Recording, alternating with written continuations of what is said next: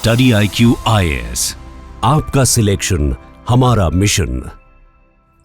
दोस्तों, केरला हमेशा से अपने उन्नत ह्यूमन डेवलपमेंट इंडिकेटर्स के लिए जाना जाता है, लेकिन आज केरला एक गहरी आर्थिक चुनौती से गुजर रहा है। एक और जहां केरला की इकोनॉमी में लोगों की per capita income national average से 1.6 टाइम्स तक ज्यादा है, वहीं टैक्स टू GSDP रेशियो का नंबर इससे मेल नहीं खाता। मतलब लोग पैसा ज्यादा कमा रहे हैं, लेकिन उस हिसाब से सरकार को टैक्स रेवेन्यू कलेक्शन उतना नहीं मिल पा रहा।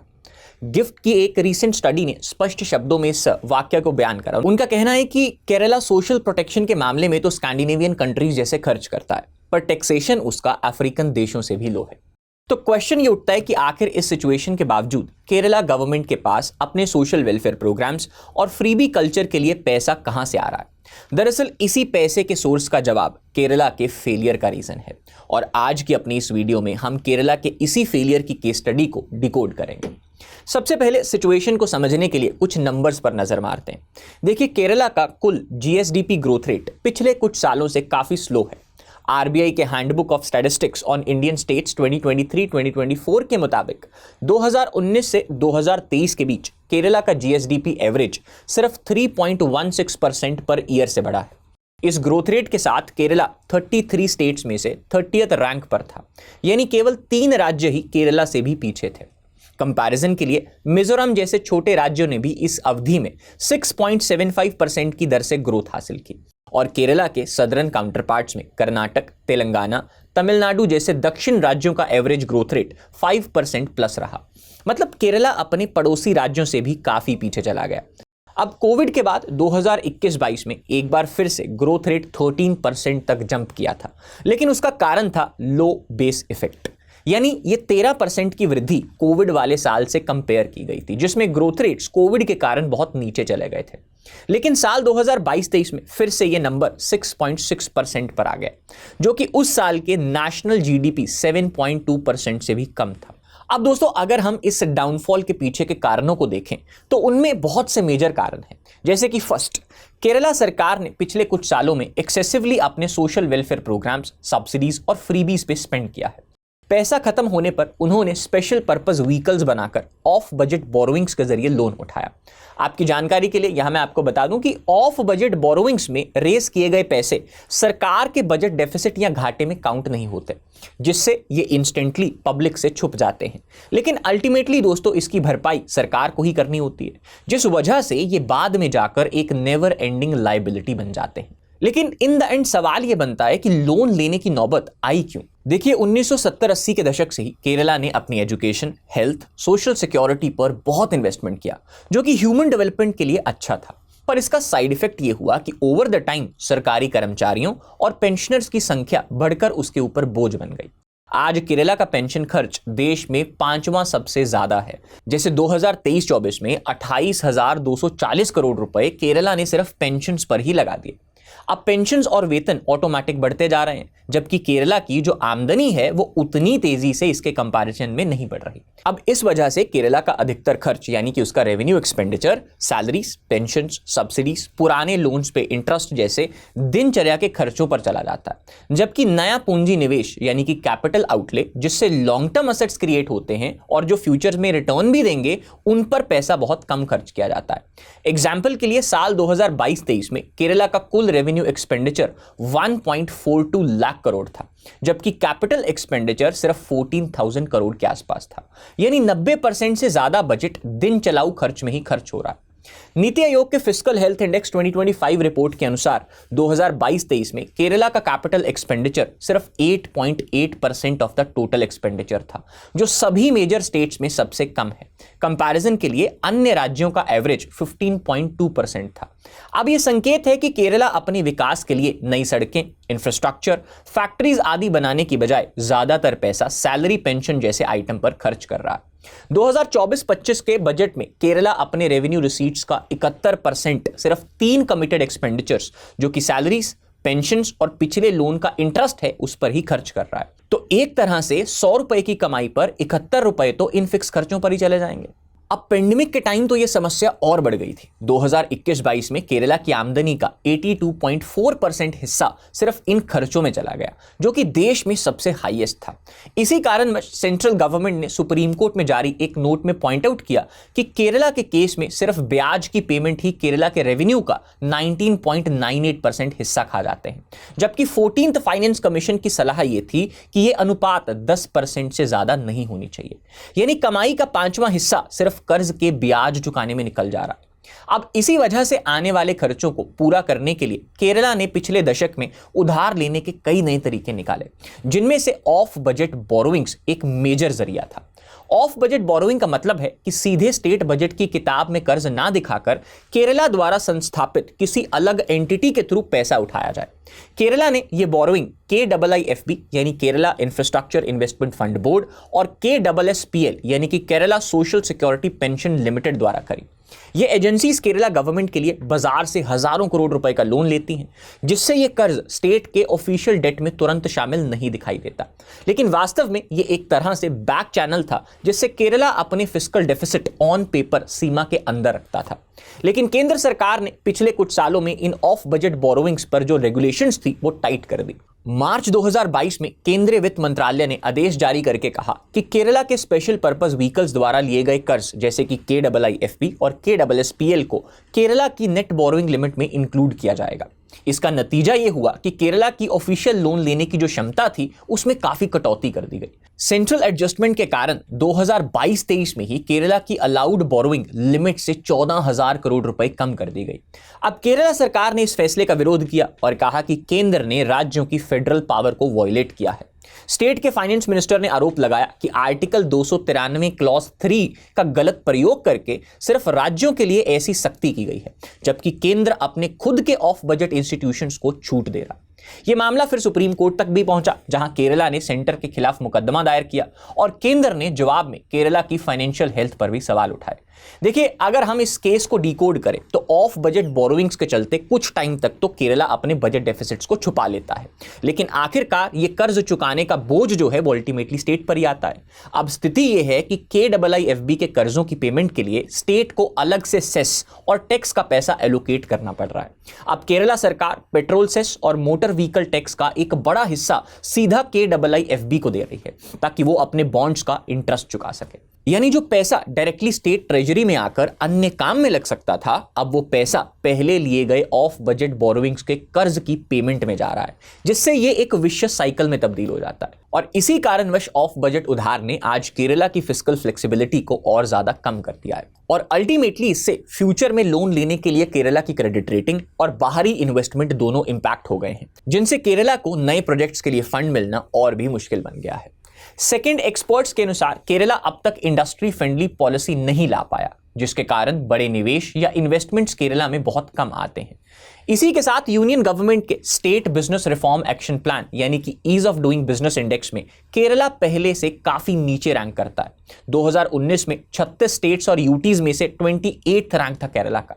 अब रिफॉर्म्स के बाद 2020 की असेसमेंट जो फाइनली 2022 में पब्लिश हुई, उसमें केरला की रैंक 15th हो गई है, जो कि एक एस्पायरर कैटेगरी में आता है।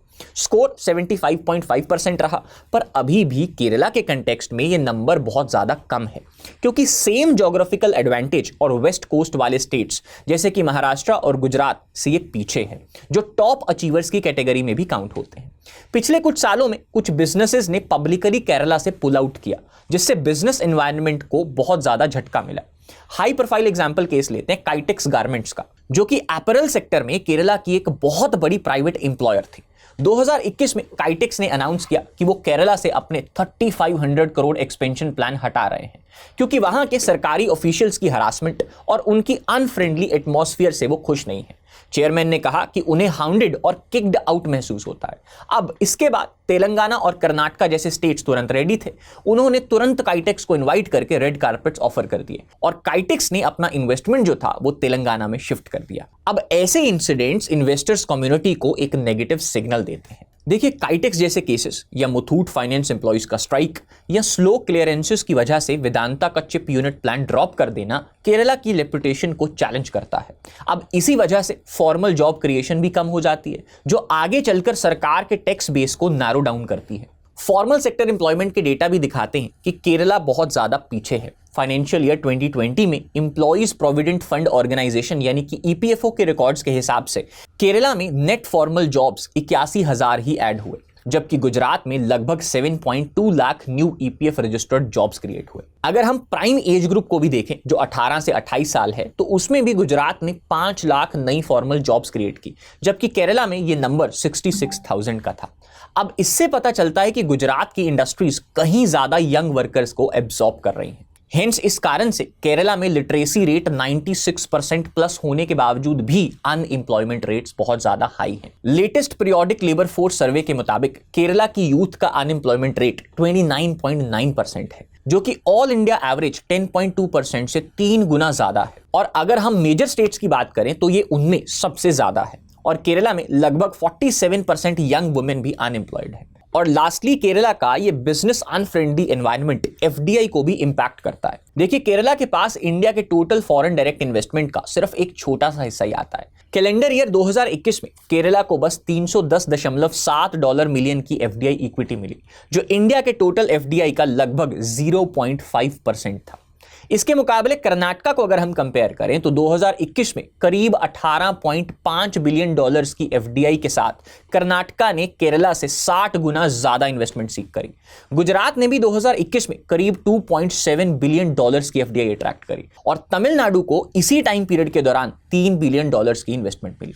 दोस्तों, थर्ड और अगले रीजन में मजबूत ट्रेड यूनियंस और उनके मिलिटेंट एटीट्यूड का नेगेटिव इंपैक्ट भी केरला में प्राइवेट सेक्टर को इंपैक्ट कर रहा है। 2018 और 2020 के डेटा के मुताबिक 3 सालों में 20 स्ट्राइक्स के चलते केरला में सबसे ज्यादा मैंडेज लॉस्ट हुआ है।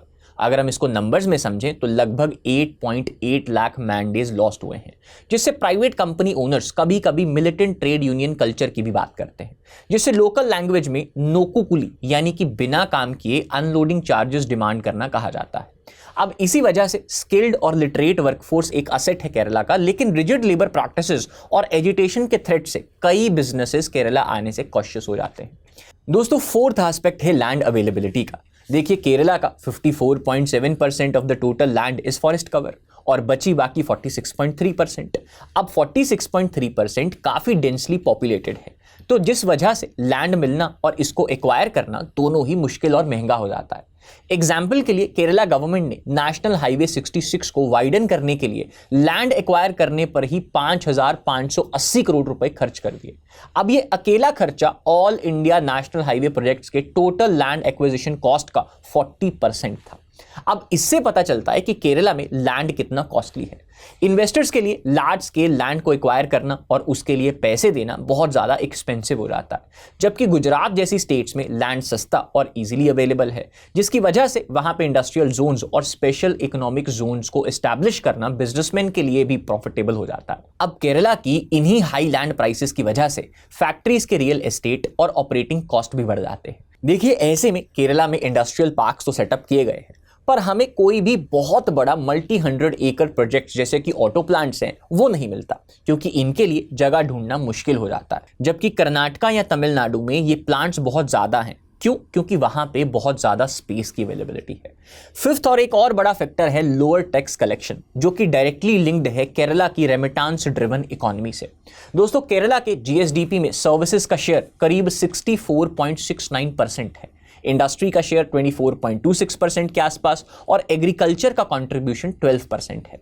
दोस्तों, केरला का इंडस्ट्रियल सेक्टर जिसमें मैन्युफैक्चरिंग, माइनिंग, कंस्ट्रक्शन, इलेक्ट्रिसिटी आती है, काफी ज्यादा अंडर डेवलप्ड है। 2017-18 में आरबीआई के डेटा के हिसाब से केरला का ग्रॉस वैल्यू एडेड में सिर्फ 26.2% इंडस्ट्री से आता है। अब इसी कारण केरला अपना रेवेन्यू जीएसटी, जो कि सेल्स टैक्स का नया रूप है, लिकर ड्यूटी, पेट्रोल डीजल पर वैट और cess, stamp duty registration, remittances और टूरिज्म से मिलकर कमाता है।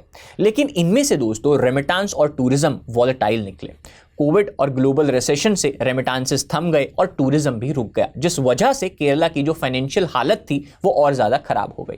केरला को कई साल तक गल्फ देशों से आने वाली एनआरआई इनकम से सहारा मिलता रहा, लेकिन पेंडेमिक के बाद एनआरआई रेमिटेंसेस में भारी गिरावट आ गई। दूसरा दोस्तों, एनआरआई रेमिटेंसेस को डायरेक्टली टैक्स करना भी मुश्किल होता है। सरकार को अधिकतर टैक्स कंजम्पशन या सेल्स से ही मिलता है, जिस कारण से people rich but government poor वाली स्थिति बनी हुई है। केरला सरकार ने नए टैक्स या सेस भी इंट्रोड्यूस किए हैं जिससे रेवेन्यू बढ़ सके।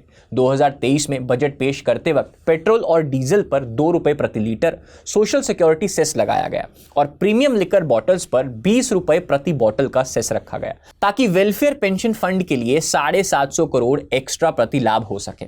अब इसी तरह motor vehicles tax, electricity duty, बस टैक्स वगैरह में भी केरला ने रीसेंट बजट में हाइक किए हैं।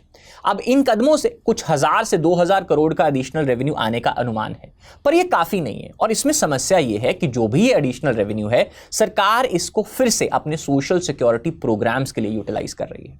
अब हाल यह है कि 2022-23 में भी केरला के पास 1.32 लाख करोड़ ही टोटल रेवेन्यू रिसीट्स थी, जब उसी का खर्चा 1.68 लाख करोड़ से ऊपर था। तो जब तक या तो रेवेन्यू और बढ़े या खर्च कम हो, यह गैप नहीं भरेगा।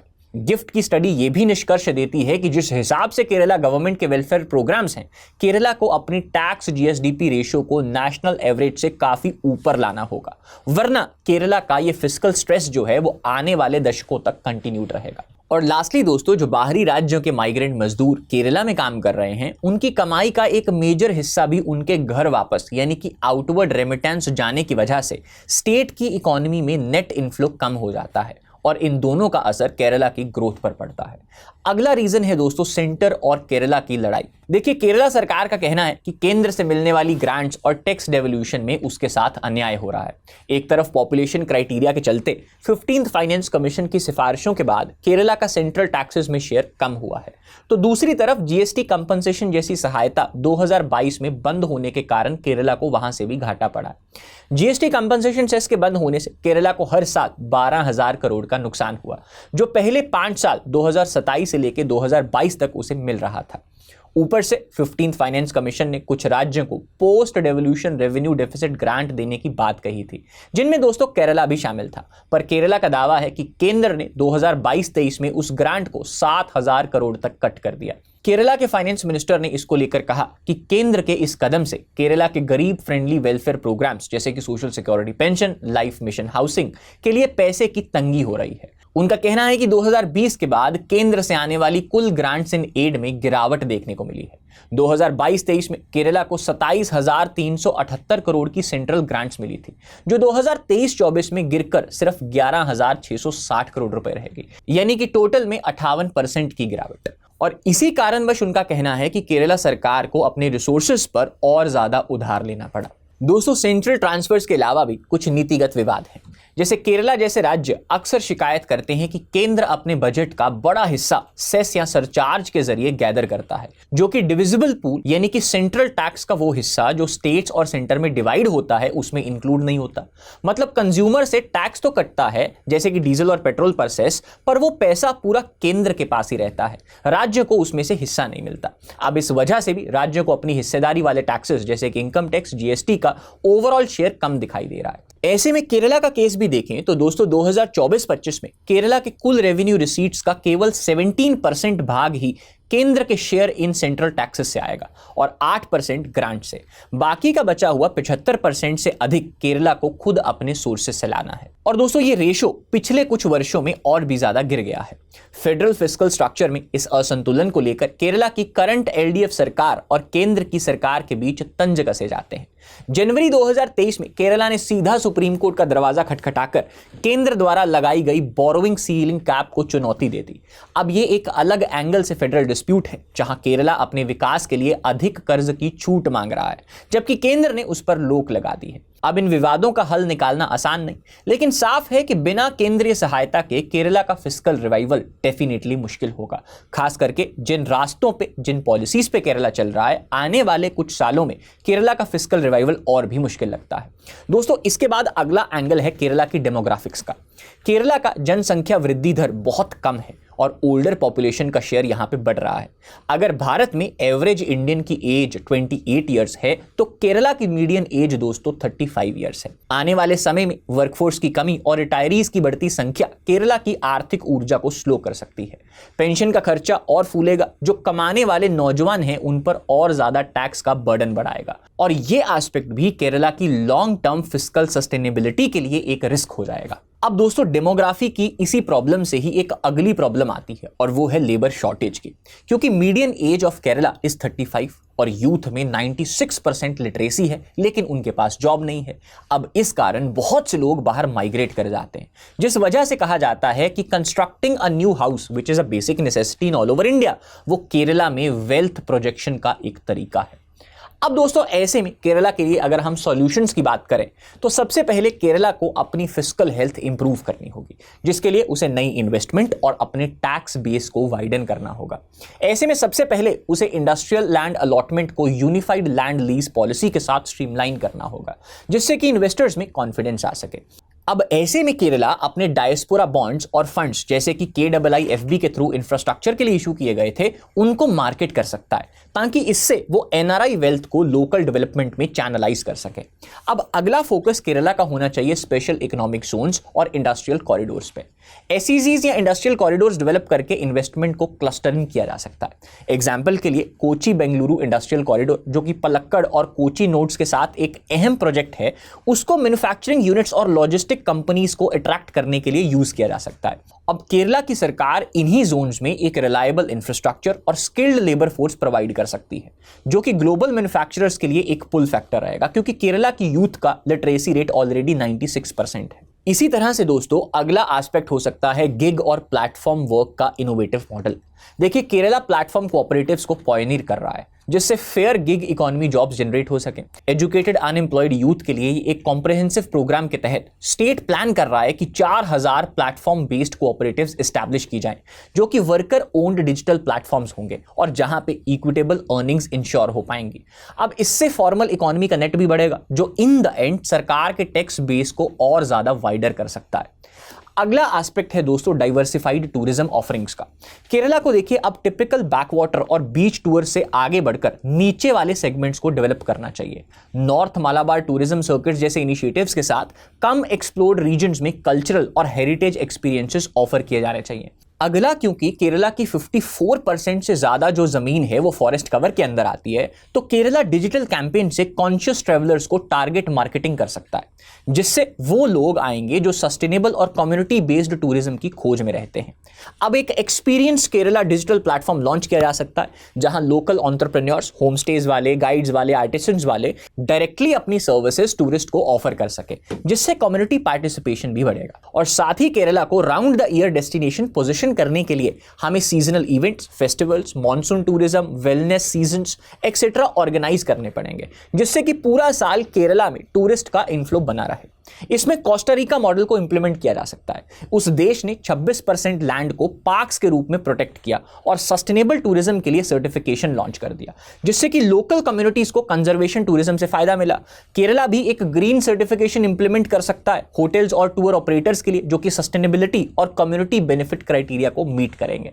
अब इसके बाद सबसे इंपॉर्टेंट एस्पेक्ट है केरला का पोर्ट लेड डेवलपमेंट। देखिए केरला के पास 2 मेजर पोर्ट्स हैं, जिससे मैरीटाइम ट्रेड का फायदा उठाया जा सकता है। कोचिन पोर्ट, जिसकी अभी मॉडर्नाइजेशन हो रही है, और दूसरा है विजनजाम इंटरनेशनल डीप वाटर पोर्ट, जो और भी ज्यादा ट्रांसफॉर्मेटिव है। और यहां पे अक्टूबर 2023 में पहले कार्गो शिप के साथ ऑपरेशन शुरू भी हो गए हैं। विजनजाम भारत का पहला deep water container transshipment port है, जो दुनिया के सबसे बड़े शिप्स को हैंडल कर सकता है और मेन ग्लोबल शिपिंग रूट से सिर्फ 10 नॉटिकल माइल्स की दूरी पे है। इकोनॉमिक स्पिन ऑफ को मैक्सिमाइज करने के लिए पोर्ट्स के पास ही लॉजिस्टिक पार्क्स और एक्सपोर्ट ओरिएंटेड यूनिट्स डेवलप किए जा सकते हैं। स्टेट ने ऑलरेडी बड़े लॉजिस्टिक इन्वेस्टर्स को अट्रैक्ट किया है, जैसे कि यूएस बेस्ड पैंटोनी और अडानी ग्रुप ने कोची के आसपास लॉजिस्टिक पार्क्स में इन्वेस्ट करना शुरू भी कर दिया है, जिससे हजारों जॉब्स क्रिएट होंगी और वेयर हाउसिंग कैपेसिटी भी इंप्रूव होगी। इसके बाद अगला एस्पेक्ट है दोस्तों डिजिटल इंफ्रास्ट्रक्चर। आज की इकोनॉमी में डिजिटल कनेक्टिविटी भी फिजिकल कनेक्टिविटी जितनी ही जरूरी है। केरला का KFON यानी कि केरला का फाइबर ऑप्टिक नेटवर्क प्रोजेक्ट, जिसे अपने इंपैक्ट के लिए अवार्ड मिला है, उसे पूरे स्टेट में एक फाइबर नेटवर्क बिछाने के लिए इस्तेमाल किया जा सकता है, जिससे कि रूरल एरियाज में भी high speed internet access ensure हो सकेगा और हम deep down the line sustainable tourism को ऑल ओवर केरला स्प्रेड कर पाएंगे। और दोस्तों लास्टली क्लाइमेट रेजिलिएंट एग्रीकल्चर। देखिए क्लाइमेट चेंज को देखते हुए केरला में क्लाइमेट रेजिलिएंट फार्मिंग प्रैक्टिसेस को अडॉप्ट किया जाना चाहिए। वर्ल्ड बैंक की सपोर्ट से ऑलरेडी करीब 4 लाख फार्मर्स को सस्टेनेबल टेक्निक सिखाई जा रही हैं, जैसे कि कॉफी, कार्डमम, रबर की क्लाइमेट रेजिलिएंट वैरायटीज का प्लांटेशन भी इसमें शामिल है। और इसी के साथ दोस्तों केरला फूड प्रोसेसिंग और वैल्यू एडिशन पर भी फोकस कर सकता है, जिससे एक तो फार्मर्स की इनकम बढ़ेगी और साथ ही उनके प्रोड्यूस को ब्रॉडर मार्केट तक पहुंचाने के लिए उनको मदद मिलेगी और उनकी अर्निंग्स भी इंप्रूव होगी। अब फूड प्रोसेसिंग सेक्टर क्योंकि टैक्स ब्रैकेट में आ जाता है तो इससे सरकार अपना टैक्स कलेक्शन भी बढ़ा पाएगी। सो ये था आज की वीडियो का एनालिसिस। अब आपके क्या विचार हैं इसके बारे में हमें कमेंट सेक्शन में जरूर बताइएगा। अगर आप चाहते हैं कि हम किसी और विषय के ऊपर वीडियो बनाएं तो अपना विचार कमेंट्स में लिखेगा। We will definitely research and make a video on it. Till that time thank you so much. जल्दी मिलते हैं एक नई वीडियो के साथ। स्टडी IQ IAS, आपका सिलेक्शन हमारा मिशन।